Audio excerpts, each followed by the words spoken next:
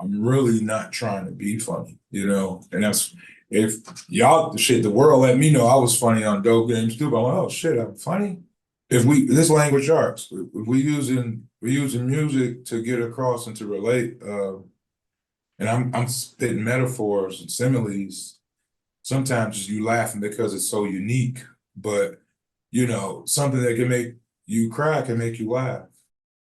Microphone check, 1 2. What is this? It's the 5'7" assassin in the podcast business.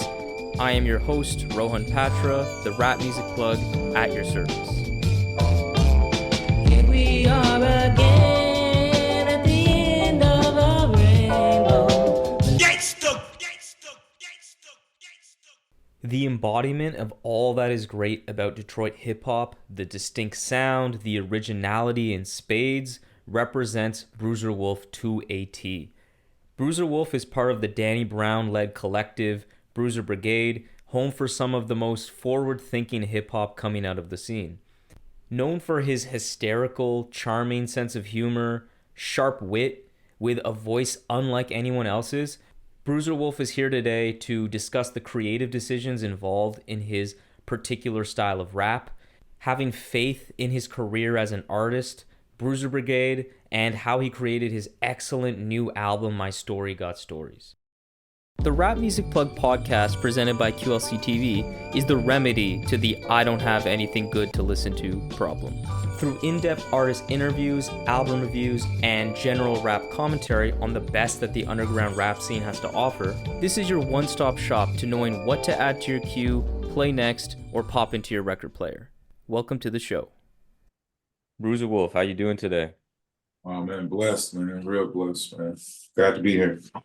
Yeah, man, this album is incredible. I think it's a step up in so many ways.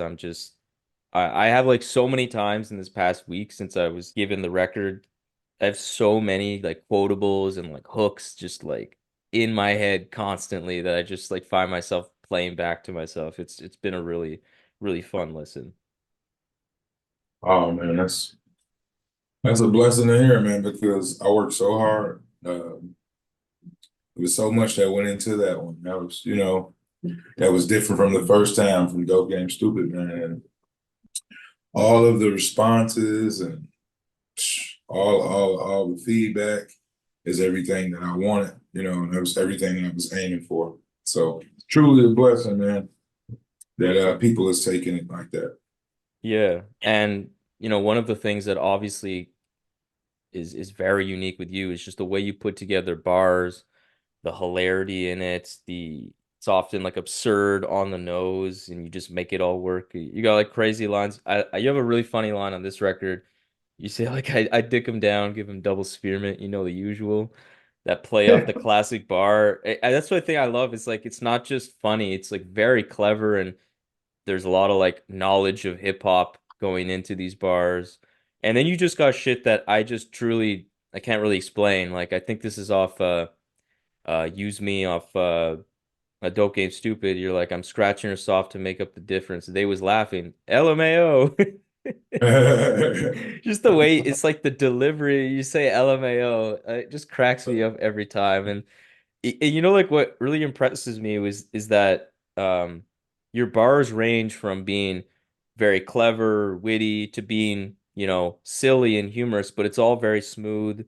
It's very comes off very natural. So it brings me to your writing process. So like, are you the type that's more calculated in how you put together bars and cadences, the vocal inflections, or is it more of like a feel thing where you're in the booth, you just kind of go off the top of your head how you're feeling?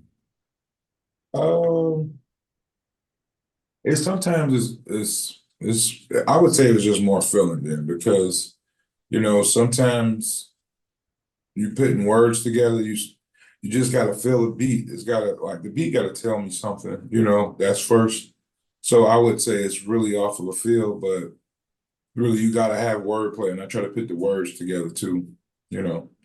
It's all about the thesis, man. It's all about the topic, and it's definitely about the feel. If there's no feeling there, shit, all the words can say a whole bunch, but gotta have that feeling.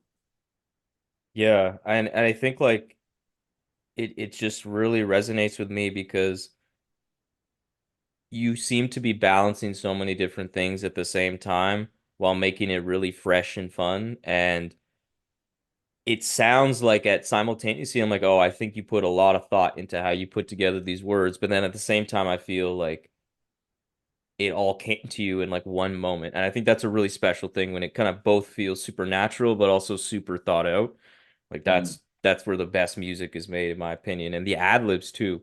Like you got some elite ad libs that are just That's crazy. I don't even think like that, dog. I don't.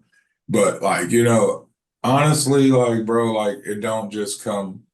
Sometimes it do come out of a spur of a moment and just like, let's drop it, but this game we in, music can be forgotten in 10 seconds. They dropping every night. People dropping projects, dropping music every night.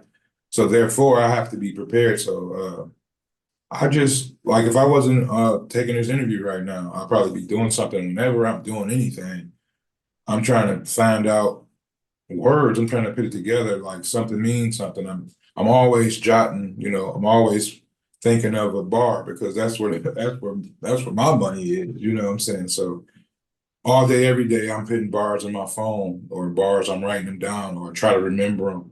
mhm. So then when I do get to that moment, I'm ready to record. I got artillery, I got shit in the vault that I can use, that's off on top of what I feel, the feel of it, you know what I'm saying? So that's where that come from too. Like I ain't gonna sit here and just say, oh shit, I just thought of that right there. No, all day, every day.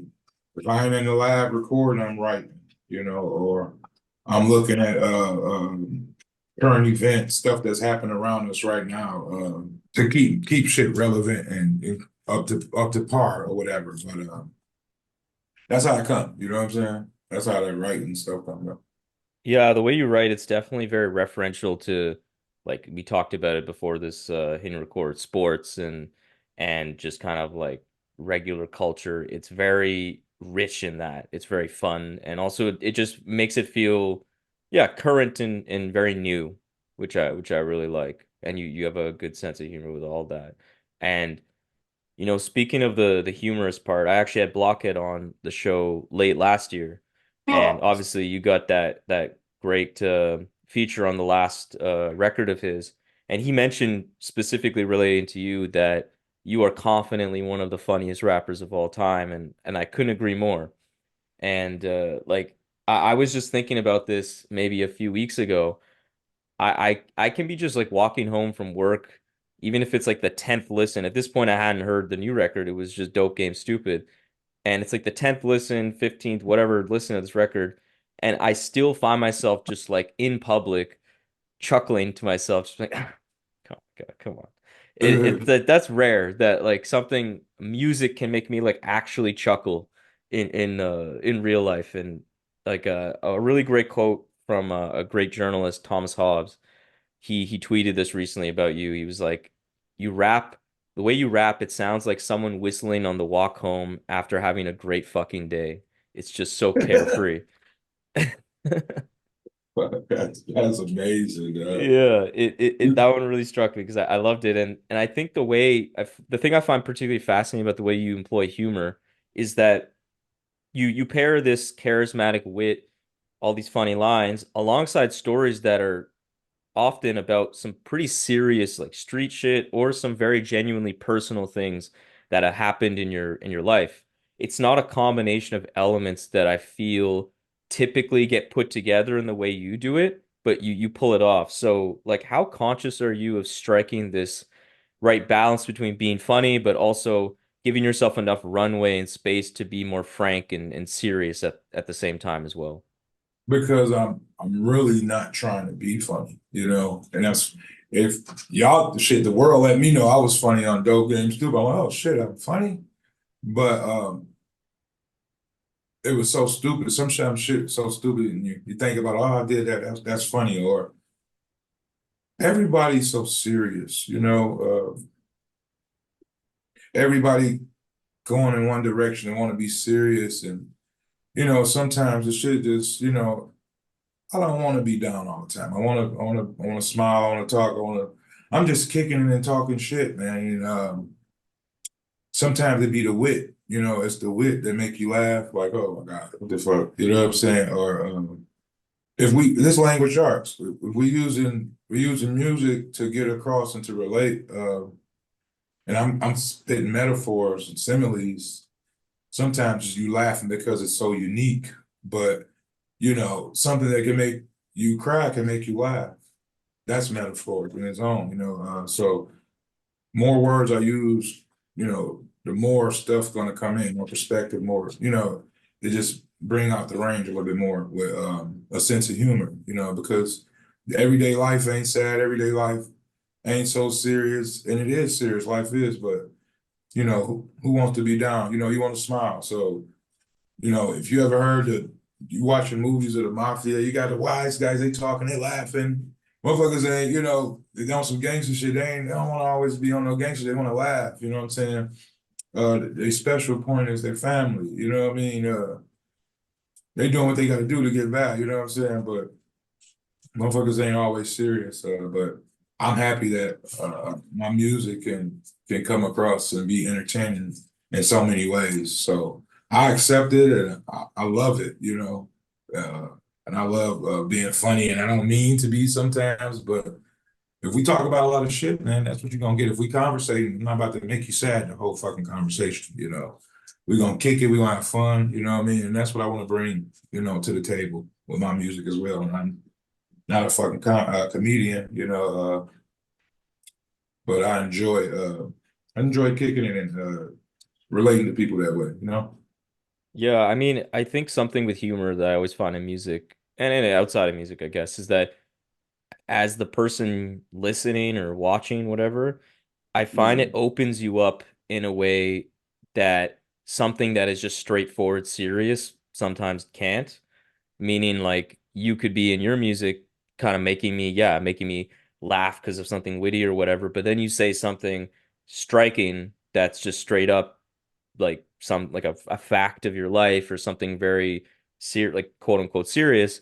I find I'm like more receptive to it in a way. I'm like processing it differently, and it kind of hits me in a really real way because I'm kind of laughing and I hear it. I'm like, oh shit. Like I kind of find myself saying that a lot, like, oh damn. Like, but Yeah. not like I'm not sad, but I'm just like I don't know how to describe it. It's like I'm taken aback or I'm kind of it's sobering in a way. It's Yeah, it's like, interesting. okay, if we talking about dope game stupid, like what I learned, like, and this is amazing because you get older, you just learn more shit and you look at shit, and. But like when you're in the streets and shit, the whole good thing about it was making everybody look like a fool, like you wasn't hustling, or make the police look like a fool, like you wasn't. You trying to fool everybody or whatever. And that's what you like, yeah, I did this, I did that. Boy, I came up 100. I came up, did you? That's what you bragging about to your man. The way I got down, I did this, did that, or whatever. And then when your ass get caught with the consequences, it's serious. Like, oh shit. Like I was just talking to my man, we was getting money, yeah, it was fun.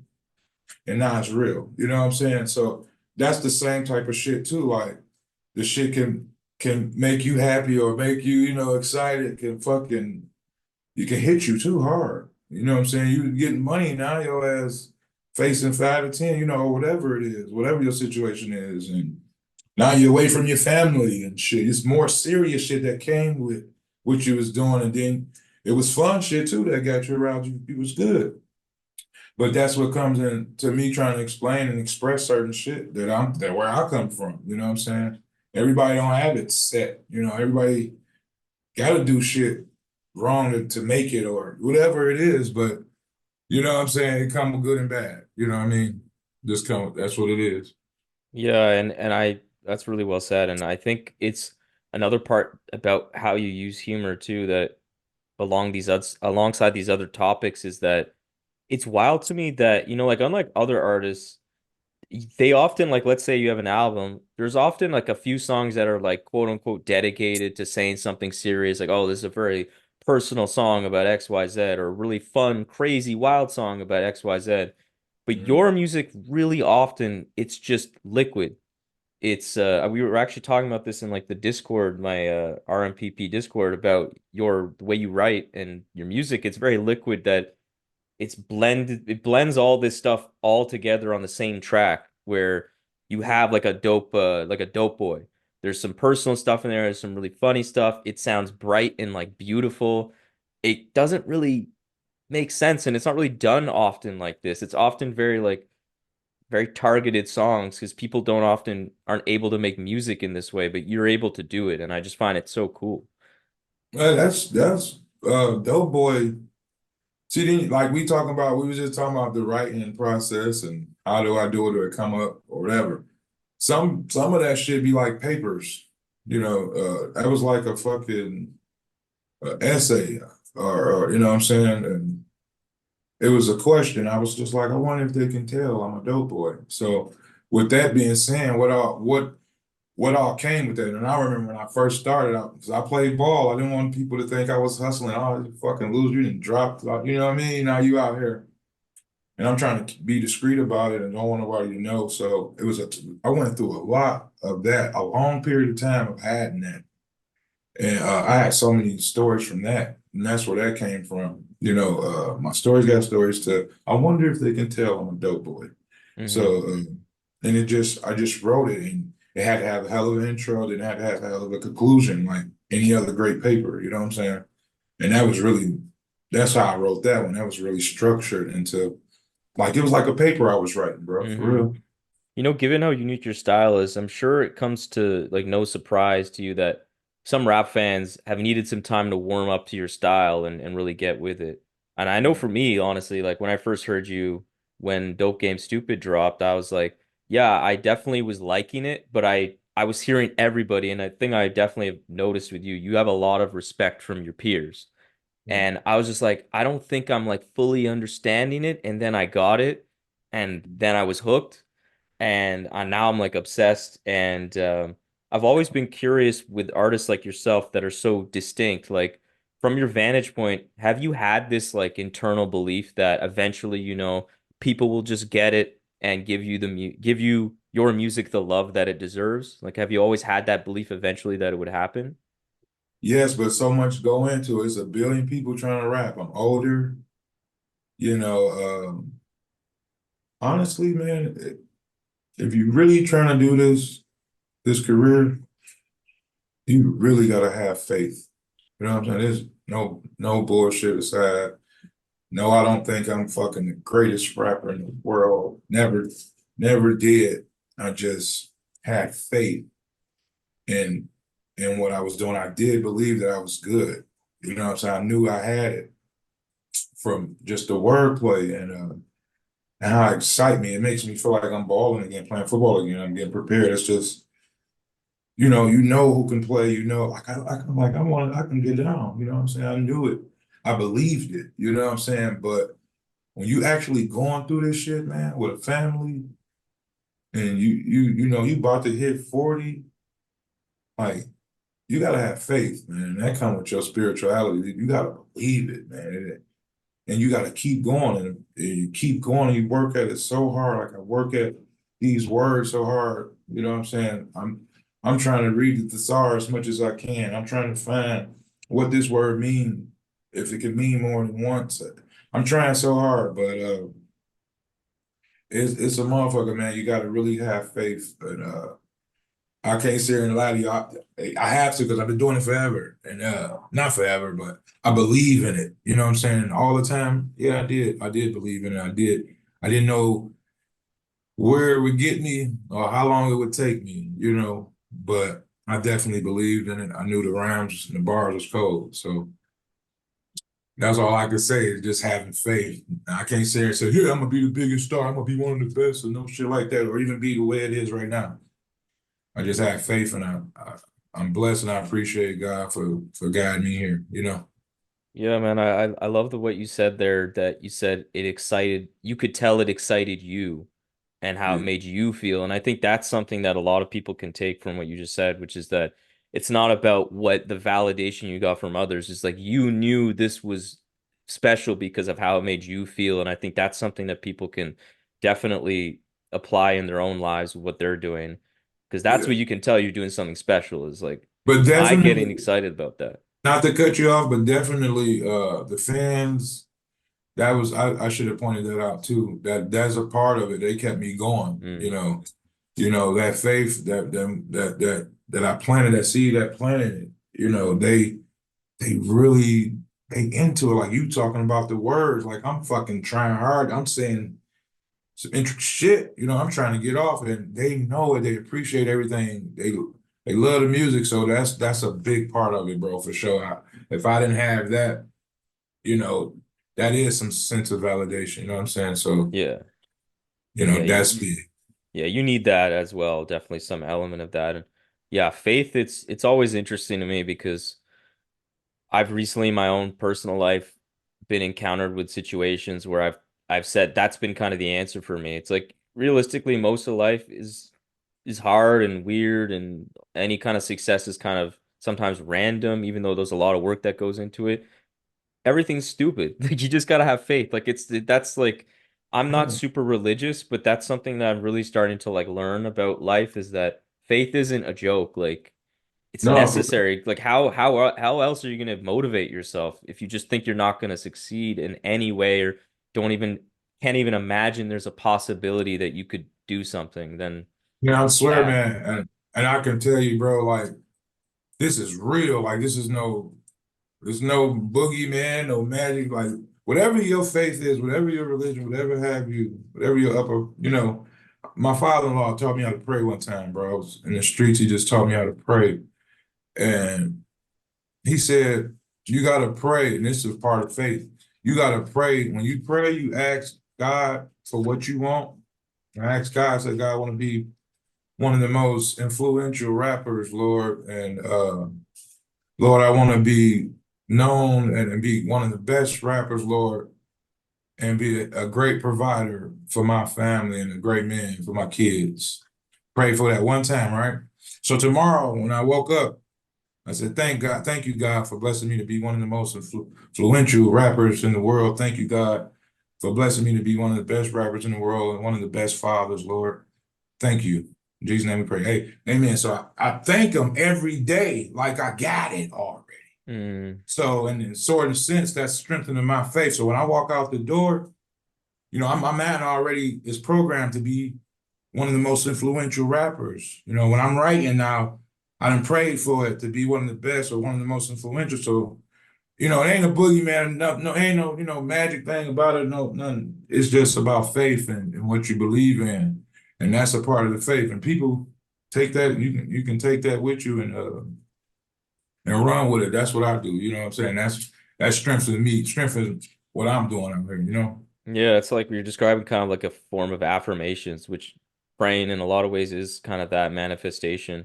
Speaking And into existence. whatever gets you to actually put in the work. Because I think something I saw in an interview you did that was really striking to me, I found very inspiring, was that you said after dropping Dope Game Stupid, you kind of thought, like the success, the money was just right around the corner.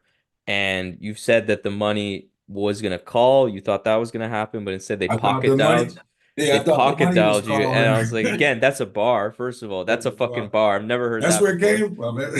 I thought the money was calling, but it was pocket dialing. Like that's a bar, but it also just shook me up in it, and it you responded by just putting in crazy work as you were describing, and I'm just, all to say is just really happy to see where you're at now.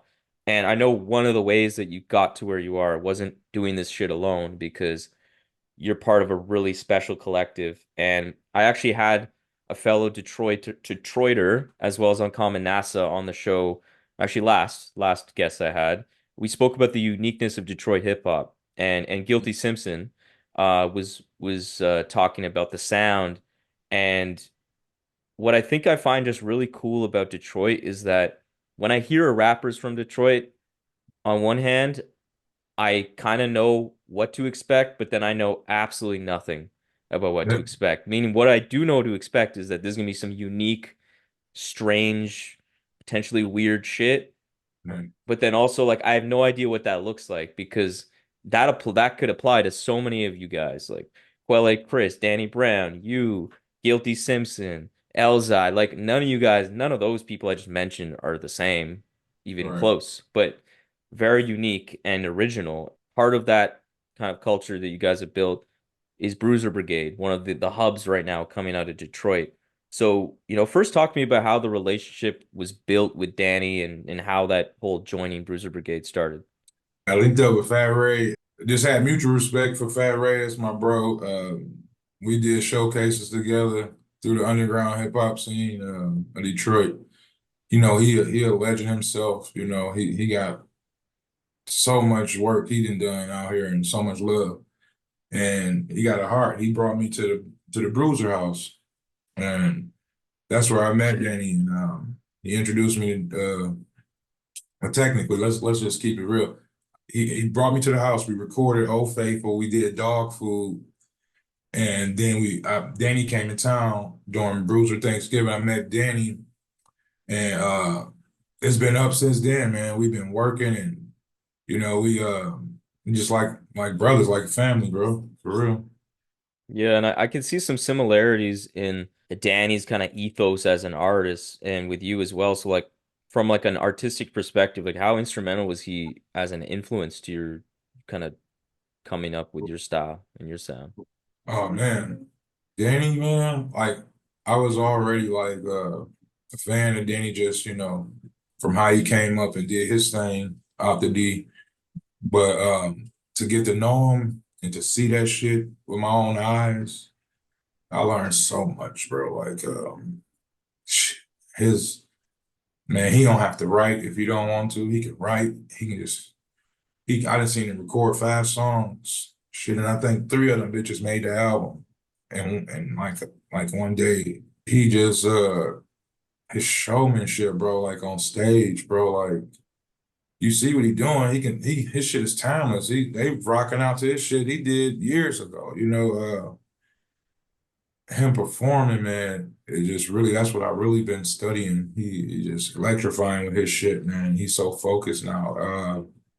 The way he pick an album, man, I still don't fucking got the sauce. He didn't let everybody in the kitchen like that. But the way he pick an album, the way how many songs we pick and the story of it, the personal feel of it, to give people to be fearless, man. That's what he taught me a lot, man. There's so much shit the game. I'm still learning right now. Like I learned now just by watching. Like I flew out to Texas and he got his iPad. I mean his podcast going and shit. He working doing that, he shooting a video with me and just back to his family life. Just watch. I'm learning that how to deal with this shit. Deal with fame. He done been through it all. So, and I'm still learning so much. I'm learning, man. And I'm just blessed to have him. Around me. I'm blessed to have him as a friend, man. You know what I'm saying? Never could stop learning. You know what I'm saying? But that's what he gave me. He gave me the game on this shit. But how to pick this music, how to perform, shut shows down, how to move in unison. You know what I'm saying? Like he a dog, man. You know what I'm saying? He a real one. He definitely knows how to put together an album. Like that's something that I've always loved about his music. Like those records all have a distinct feel, personality, Mhm.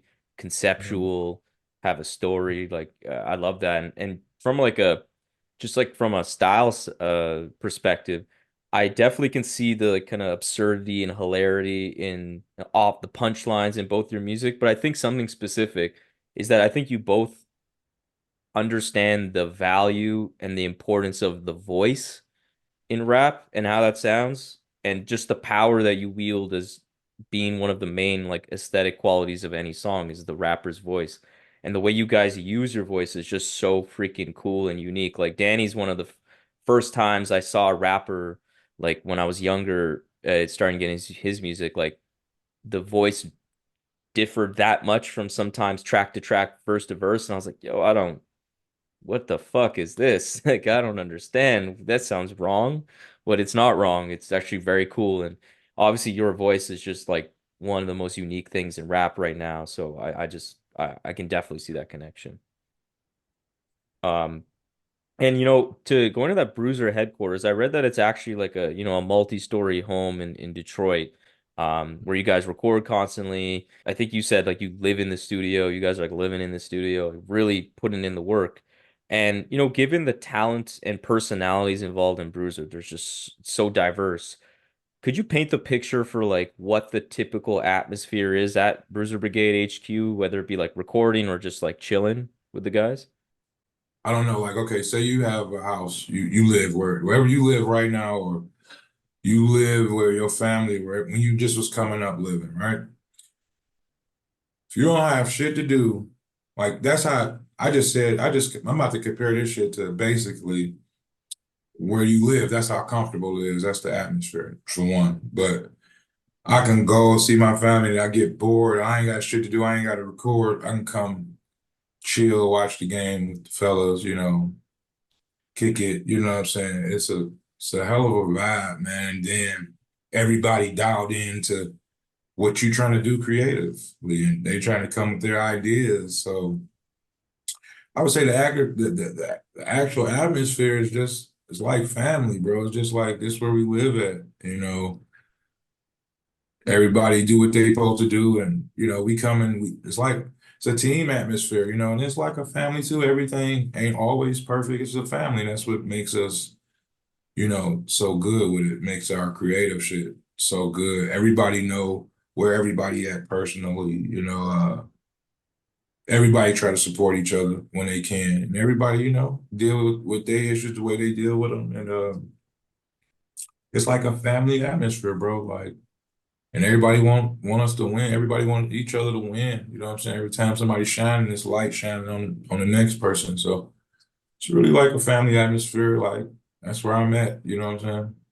Yeah, I feel like I can definitely tell it's so cohesive and like even just the way that you all kind of just like flood the market in 2021 with all the records that dropped, these free, super high quality records. Like I felt like by sheer force alone, you got so many people's attention because I was just really impressed with that whole run, and I think it really had like really good success because some of you guys I was familiar with, some of you I wasn't until Yeah. then, but now I've been tapped in, and I feel like since then, a lot of your careers have kind of really taken a next step. It's I love seeing what like Z Loopers is doing these days and all of that. Like it's just yeah, it was a really good idea, I think. But now I want to get into the record.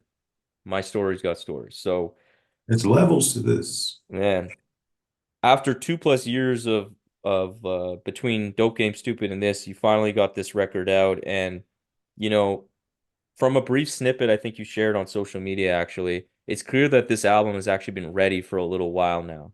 But Danny told you, like, no, wait, especially off the heels of Quaranta coming out and your feature on it.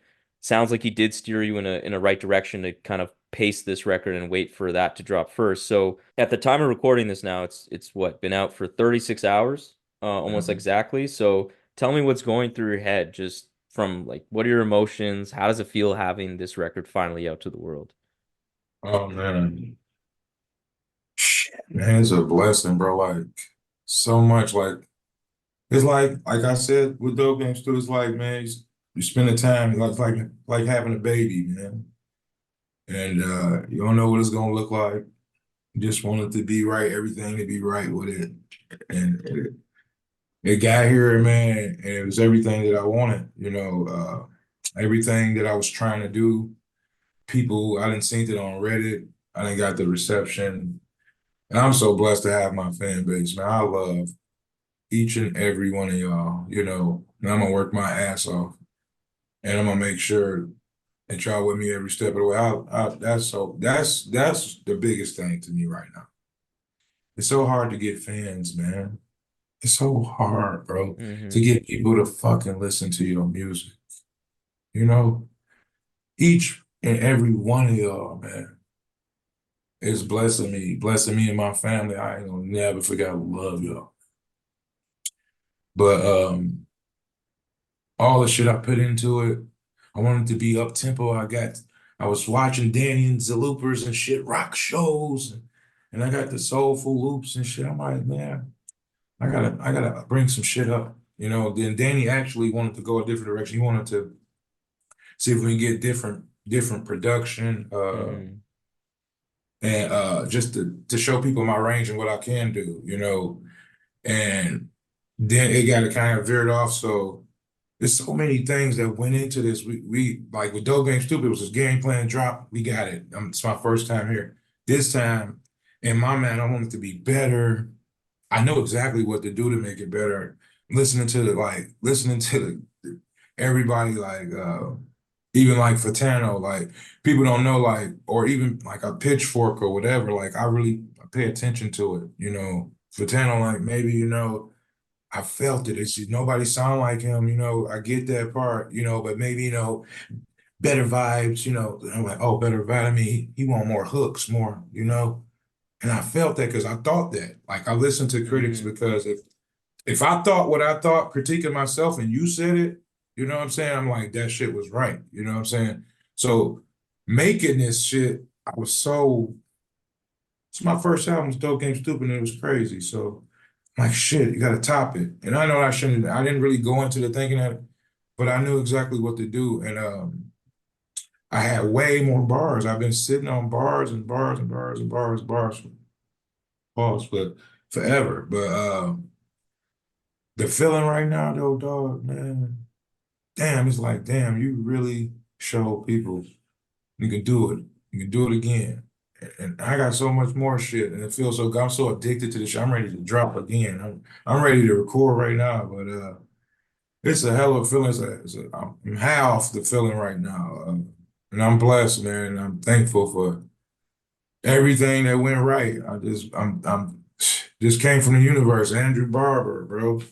Danny Shout Brown out over here. Andrew. You know, Make sure. Sony Orchard, man. Well, shout out to John, man. It's like so much went into this. So did it for 2 years, and then I got a team behind me to help me this time. You know what I'm saying? Rafi, man, was a fucking warrior, bro. Like he wasn't even fucking supposed to be on this shit. You I'm know? glad he did though. I Yes, always love man. you and Rafi together. And we got some shit, man. We got so much shit involved. They don't even know, man. It's crazy. He is crazy. But as my brother, man, we work so hard to really, really make it like that. You know what I'm saying? Shout out to my man AWAT, man. It's one of my close friends, man. He called me for damn near a year and a half. When you dropping? When you dropping? When you dropping? Drop that shit. Fuck that. I'm like, bro, that's my man. He helped me with everything.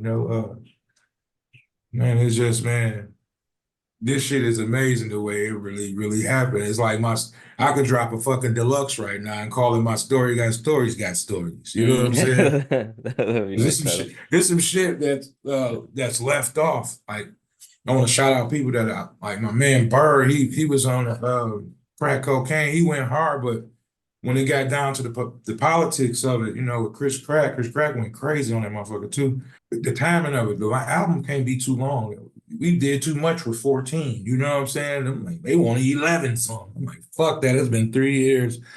It's a little bit something else. You know what I'm saying? But I just, man, all the game planning that went into it and all the love, man, I'm really starting to receive it. You know what I'm saying? Yeah, I mean, I think there's You just get an what you put in something.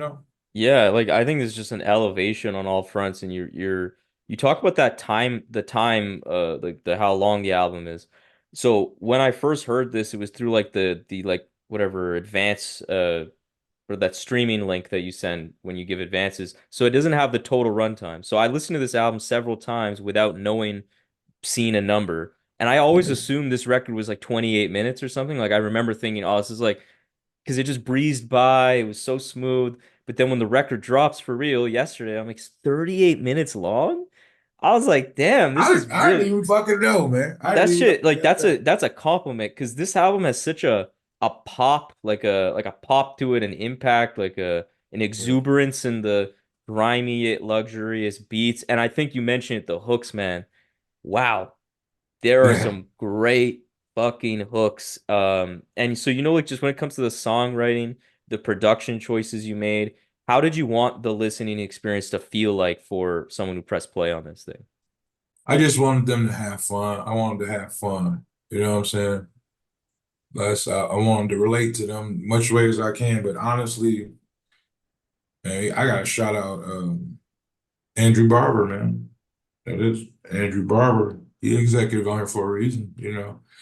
It was his list. He knew, like he like one of the only people that I didn't fucking grow up with, fucking understands me like that. That knows what I'm saying, what I'm, you know. It was a blessing to have Andrew Barber, man. And that's really his list. We didn't did the list, man. I done had how I wanted them to hear it for fucking a year and a half, 2 years. I done flew out to Texas twice to see Danny and talk about it, come back.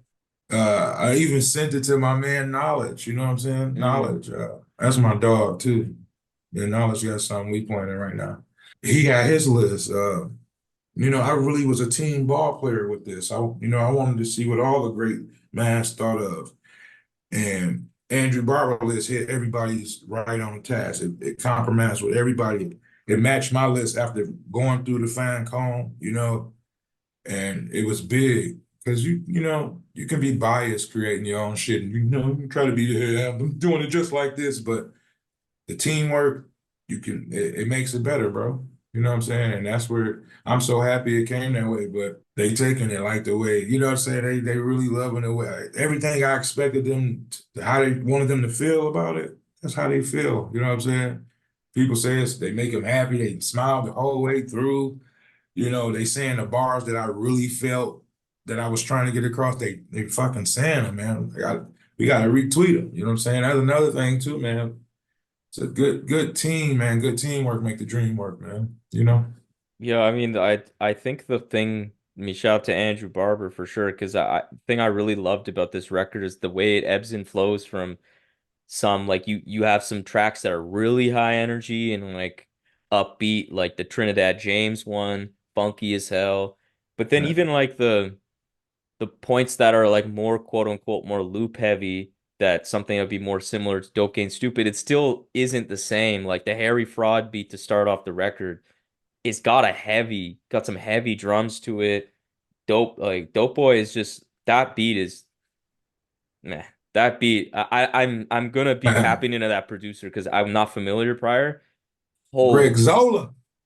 crap, man. That is crazy. Like just the details in a lot of the ways the beats kind of fit. Again, it has this like gritty yet still very like luxurious and like elevated, pristine, cool feel. It's really funky.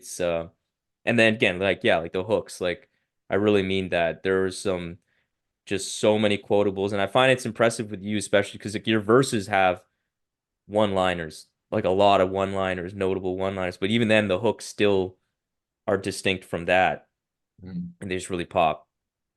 Yeah, a lot of those hooks, like you can take hooks from some of your bars. You know, if you really got something like so. Some of my bars mean more than one thing. So I probably can make a song on it, you know what I'm saying? And talk about different things, you know. So that's how some of them hooks came, but really it was off the bop of the beat. Like, like the one with Trinidad, that just came to me, you know what I'm saying? I was just in the basement at the Bruiser and shit. My man sent me the beat. He made dog food, you know, so I know how he was I know how he was gonna come with it. So I was just in that vibe. That's when I was searching for up tempo shit. I'm like, I gotta be able to rock out with my brothers and shit, like do when they performing and shit. So that's what I was aiming at. And that came back to me like, still people love me for that dope game stupid sound too. So, that's where Rafi came in. So and we just gumboed that shit, man. Made a motherfucking bomb. Yeah, Crazy. I think yeah, again, like I love the blend. Like that song's gonna sound crazy live. You need to come to Toronto. You Oh gotta man, come and make let's your way, go. man. They bring Danny too. I've somehow missed him. Like I've still not seen him live. I just don't know how. Like I it was busy one time when I used to live in Ottawa. Anyways, um, Slow and strong. uh, as you're gathering yourself, another thing that's really notable about this record is that I feel you're really sharing more of you as a person too, and like what the city of Detroit is really like, and your family, your childhood, all those kind of things are peeking through a lot more on this record. And I feel like you break things down in a way that again we talked about before. It's fun, but it's very descriptive and with a frank honesty that like does catch me off guard at times in a good way. So, like what were some of the main things you wanted people to learn about you and your story from this album? Basically, like if you, I really wanted to try to like, my mindset was like Carlito's Way. If you ever watch Carlito Way, the movie with Al Pacino, Hmm. the first movie came out, and then the second movie came out and told you about how it led up to that, you know? So I was trying to kind of like make those transparent, like, and I was, and it's funny, like, it's really, my story got stories, it's, stories can go on and on. So it's like, as I was going through making my story got story, I initially wanted to try to make them compare it to Dope Game Stupid. And I was like, oh, as a writer, it's another story.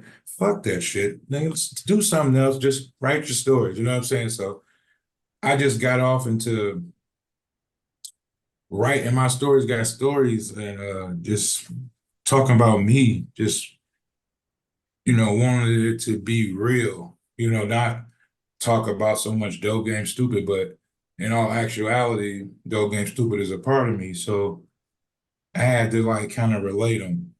And when I say that, it's like Dope Game Stupid is my stories. And these are the stories that made Dope Game Stupid. And if you look at it, the last track on Dope Game Stupid was Mama Was a Dope Fiend, right? So I dropped my first single, it's called Dope Boy. I had no choice. You know what I'm saying? And my mom wasn't home, you know what I'm saying? I had no joy. So it kind of like a good transition to the Hmm. next album, to give you my story, got stories in it. And it's funny, it wasn't really meaning to do that. It's just how the universe working, bro. And that's who they look at me as from Dope Thing Stupid. Now you're looking at me from my story, got stories, and it's all go together. It's all me. You know what I'm saying? And I did want to explain my Dope Game Stupid. When you hear Dope Game Stupid, you feel like, damn, I want to hear some more of that shit. But I didn't want to do it the same way. But feel good, man, for real. Yeah, Damn, I love how they're connected in that way. question. That's really interesting. That was a good question for sure. Yeah, I mean, I just love the way that you piece it all together. And you mentioned too that you felt after making Dope Game Stupid that you knew exactly how to make the next one better. So, through the making of My Story Got Stories, like what aspect of your artistry do you feel was improved upon over your previous work? I believe it was more butter, more smoother on more tracks, not so orthodox. The hooks, you know what I'm saying? The hooks, the more production made it better, different tastes, different features, you know what I'm saying? And just I knew I had more shit, man. That was old shit from Dope Game Stupid. Like I say, the current events and the current of time, like it's more to rap about, it's more that I seen.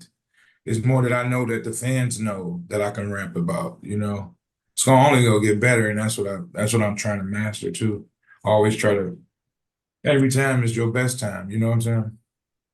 And that's how it's gonna have to be. But I'm just blessed to even we can even say that this shit better than Dope Game Stupid. And I still be looking like, shit, I don't know. But I hear it and I know what I was trying to do. You know what I'm saying? I mean, we like as rap fans, we all know how as listeners sometimes unreasonably what do you call it like cling on to the rapper's first big album.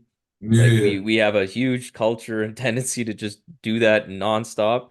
So it really means something when the sophomore is like actually like people are like, "Oh, this is even better. I'm even yeah, more of a fan now." Like people can be really cranky and annoying with that shit sometimes, especially if you are changing things up again, not like entirely, but definitely pretty significantly. I think incorporating different tastes. You said like it's the teamwork makes the dream work shit. Like that's what I really like. Like you brought different voices and different sounds into the Bruiser Wolf kind of like universe, but it still was you, and I just I really like that. I really fuck with it.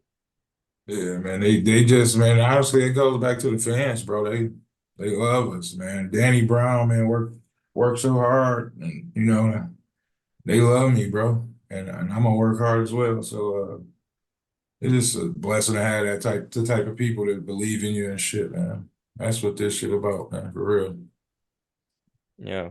So, all right. Well, looking past well, keeping it present, but also looking past to the future too. Like, what is some like upcoming music, maybe tour dates or merch, anything you want to shout out that people should be on the lookout for you? Shit, I'm working with Harry Fraud right now. Harry sending me them heaters. Is this gonna be an Uh, album? Like a project? there's gonna be a project. Oh, wow.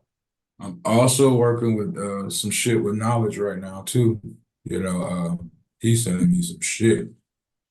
Whew. Oh, that'd be such a good combination. Oh, Damn. I yeah, didn't. knowledge. That's my man's man. Something about me and knowledge music. I made Mama Was a Dolphin with him. Like like that was my very first song that I really wrote with a passion. Like I was in tears right now, motherfucker. I was in tears recording. I can't really fucking perform it. It's that, because it's the inflections that I can't. I wrote it with pain. Like I wrote it trying to prove something. I don't know. But man, his music man, is crazy. I don't blame you to not be able to perform that. That's No, a really heavy I've track. got to though because it's a big part of me. And man, every time I try to rehearse the shit, I gotta keep my composure. And I rehearse every day. But I'm working man, we working on so much more stuff that I got a project with Rafi. We got Ben Had and we doing more. Shit, I got some shit with Fat Ray. We working out Fat Ray. You know what I'm saying? Y'all want merch is on the website, bruiserwolf.com. New drops. I'm making sure I'm sending out special bundles. I got some loyal fans. Man, I want to shout out this couple right now. It's a married couple. They called me one time. It was a man. He was a big fan of me, and his wife, before they got married, reached out to me, and she's like, "Why don't you just call on the face if we can just chat during after the wedding?" And just I want you show you. I want my husband's a big fan, and I was there, dog, ready. I had set it in my calendar because it's just so special. Somebody that That's really, awesome. you know what I'm saying? And I had somebody working my merch for me. I got some merch coming for them, Mr. and Mrs. I love them. It just be special shit you connect with certain fans and shit, man. That was big to me, and I gotta load them up. I got them some special stuff. I'm doing some giveaways for all my subscribers, all of my fans that bought vinyls. I'm giving away shirts.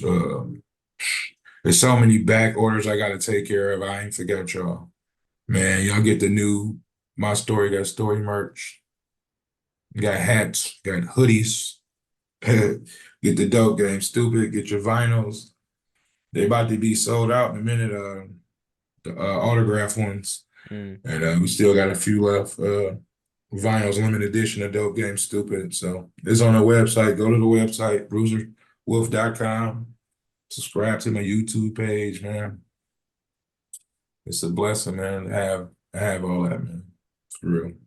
And we'll have the links to all that in the description wherever you're checking this episode out 100%. You're also, I heard you mention somewhere else that you're doing or you did voice work for Adult Swim. Well, no, I was trying to. I was trying to get something going. It was supposed to. I was doing something with Uprocks, and they had a guy that was working with them. Mm. Was trying to line up something for me, and then I was already cool with Adult Swim, kind of. You know what I'm saying? They just follow the music or whatever. So that was one of my plans. We was supposed to do something, but it just never got there. I pray to God it do one day. I You know have what a I'm good saying? feeling it will. That That's I that's didn't as soon as I heard that I'm like that's genius. That's perfect fit. But man, just want to thank you for coming on. Your style is really truly one of one and I'm just so happy to see all that talent kind of coalesce into a really really great project. Happy to see you get the success you're getting and yeah, just want to say thank you again and wishing you and the lines good luck tomorrow. Oh man, who you rolling with? Hold on now. Who you rolling with? To be honest, I don't have a really rooting interest in. I really like both teams, but I think the Rams are gonna win, man. They're Put on a some on it. hot streak. They're on Put a some on it. Put they're some on a on it. hot streak. Stafford coming back home. It's barely a road game for him. Although I that's the wild card. I think there is a chance Stafford could get a little in his feels, a little weird because he's like in front of his like old team. But other than that, I think the Rams kind of have him. It'll be a good game. Mm, I don't know. I got the Lions in 10. I got the Lions by 10. I think Matthew Stafford gonna fuck around and get hurt. And I think I mean, don't wish no injuries on no. He's gonna get hurt. No, I'm just saying, get to throwing the ball and hit that hand hit one of them helmets because they're gonna be on his ass. That's a really common injury. It's a weird Yeah, I'm injury. It gonna give him happens that. I'm all gonna the give him time. that one. That's how we rolling. And it ain't been a playoff. We ain't host a playoff game, dog, in so long. These fans been traveling across the world looking at the Lions. So I think it's gonna be very loud. I think we're gonna edge them by 10. I think we're gonna play good defense. And Yeah. If you guys run the ball really well, I think that like and then Stafford gets a little too like he can throw some picks, so I think that's the recipe. And I think to be clear, I think it's gonna be like a 3-point game. I think it's gonna be if we can tight. control them up front, if we can control Aaron Donaldson up front, we gonna be all right. Aaron Donald, we be all right. But I got in my 10th. I think they're gonna be shook up with the crowd gonna be too crazy. Yeah. We just gotta go do what we do. We be all right. I think they put a notice out that you're not a, like you're gonna get denied entry if you wear a Stafford jersey, which I was like, that's cool. That's like taking this seriously, you know? It's going down, bro. This Yeah. is really big. Like it's over with. We was there when we win no games, man. We was there. So it's really pride. You know what I'm saying? People really it's hard to go against the Lions right now if you wasn't a Lions fan. But if people was betting their money, they probably bet against the Lions. You know what I'm saying? But I mean, I think if I out of the NFC, the team I'd love to see come out would probably be the Lions. Like they're probably my favorite team out of them. And I love the story. The best, most appropriate Super Bowl, to be clear, given how weird this year is, would be Lions Browns. Lions If the and Chiefs Browns, don't, if the Chiefs get eliminated, I'm rooting for the fucking Browns to make the Super Bowl. That's just with I think Flacco. it's gonna That'd be hilarious. I think it's gonna be the Lions and the Ravens. I think the And we gonna Ravens be are like they're just looking like a cut above. Uh, yeah, I think the I Niners think can be had. So I do too. They yeah, pretty good though. They can run the yeah, ball. they're pretty good. Look, we talk But about sports. We got to get us a podcast for sports, bro. What the man, I fuck? could talk about sports for like football, especially forever, man. I'm like obsessed. So yeah, I get it. That's all I watch, bro, is sports. I yeah. swear. I literally just listen to music, and then when I'm not listening to music, I decompress with just bullshit ass sports talk, and then I drown myself in watching sports. That's my Yeah. de-stress. Even though it's fucking stressful. I'm a guy who yells. Like I'm like a coach. I'm like, fucking give him like, get some penetration in this fucking get some pressure. Dog, this year been different. Like I don't even be watching football, man. When I played sports that long, all we did was watch film. That's all I Mm, did. You know what I'm saying? And this year was exciting for me. I had started the year off with Colorado Buffaloes. I'm watching the oh, Deion nice. Sanders. I just lost my father, so he been a great father. You know what I'm saying? I'm Mm, just tuned in. I loved Deion when I was young, so I'm yeah. watching him and his boys. And as I'm watching their ass play, and I'm like, damn, man, my baby taking too many sacks. I'm like, I play line and shit. So, Mm, and I love to watch the Colorado. I love what they was doing, and I see what Deion trying to get big up front. You know what I'm saying? So I'm happy that they fixed and everything. And it's just a great story to watch. So I've been watching the great stories like the Lions, Colorado. Who I've been watching? I've been watching a lot of female basketball lately. oh yeah, nice. Yeah, it's a lot of young girls coming out that's gonna be cold, bro. And that white, what's the Katie, the Yeah, white girl? she's on fire. Oh Yeah, my she's God. crazy. I just see the highlights. I'm like, damn. Yeah, she coming back with vengeance. She lost last year. They was talking that shit. But yeah, man, I've been watching that. just been tagging into that sports, man. I've been watching Parsons from the Cowboys. He be going crazy. Yo, he's got a fucking. He's so funny how honest he is on his podcast. Have you seen those clips? No, I ain't even That's watching that. this shit is. I don't. I just watch people the clips of it, and like he's just really like very like when they lost to the Niners, like I think they got when they got blown up by the Niners, like he was talking as if like he was a fan. He's like, yeah, like we're not as we know we're not there yet, and I'm like, yo, it's weird that you're saying this. Like this is good podcast material, but like, damn, doesn't your team kind of feel a No, certain way? he's probably he's just a real football player, Yeah, man. He he's just super talk about honest. this Like, shit. He a leader. You know what I'm saying? He can say that shit if he want to. You know, he one of them guys, but he just probably being a football player pissed off about that shit. yeah, like Draymond's podcast run when they won the ring, that was just truly elite shit. Like he was dedicated to that podcast. Like he was getting hate every day, and he's like, "Nah, I'm getting this pod off." Like I love Dre. I love Draymond, man. I Free love Draymond. Draymond, man. Free Draymond. That's my dog. But yeah, man. Aiden Hutchinson too, though. You fuck with Aiden? Yeah, yeah, he's and he doesn't get the numbers, but like he's amazing. All the advanced analytics people too, like he's like top of the line with like Miles Garrett and shit. Yeah, he's a fucking beast. Three moves. Then he played with my cousin Josh Ross, Michigan. He's at Baltimore right now. So I stay Mm. watching out for my cousin, earning his stripes right now. Yeah, I So mean, he, I think the Lions are like they could do some damage this year, but I think next year they're gonna be really good because you're not paying Goff that much. Like, I think you yeah, got money to improve the defense. Your offense is fine. Like, you don't need to do I'm much. rolling with Baltimore and Detroit Lions in the Super Bowl. That'd be a good Got one. That'd be a good one. Yeah. Good luck to you in the rest of the year, and yeah, come to Toronto. That'd be fun. Toronto. We right down the street, man. Yeah. Yeah, yeah. You're not that far at all. Yeah. Let's get it, man. Put it together, man. Yeah. Yeah, man, hit me up. You got my contacts. We'll make it happen. Yo, man. Salute, man. Peace. Whatever. So there we have it. Another episode of the Rap Music Plug podcast presented by QLC TV.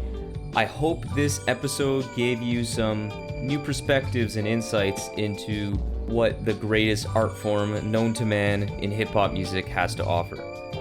If you want to support the show in the most meaningful way possible, it would be my absolute honor to have you as a patron in the new Rap Music Plug podcast Patreon.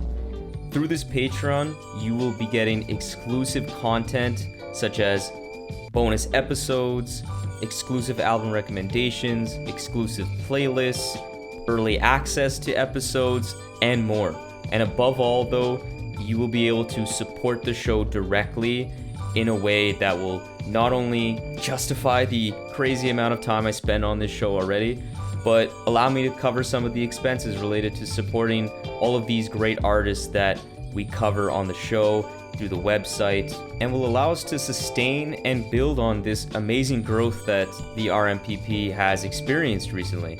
So if you have any questions about any of the Patreon stuff, or just want to keep tabs on the show, interact with me on rap music and all the great stuff that we can talk about, follow me on Twitter and Instagram at rapmusicplugpod, or shoot me an email at qlctv.podcast@gmail.com.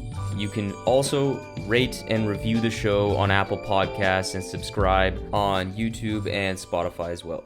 But that's enough self-promotion for this episode. I hope you enjoyed it. Peace.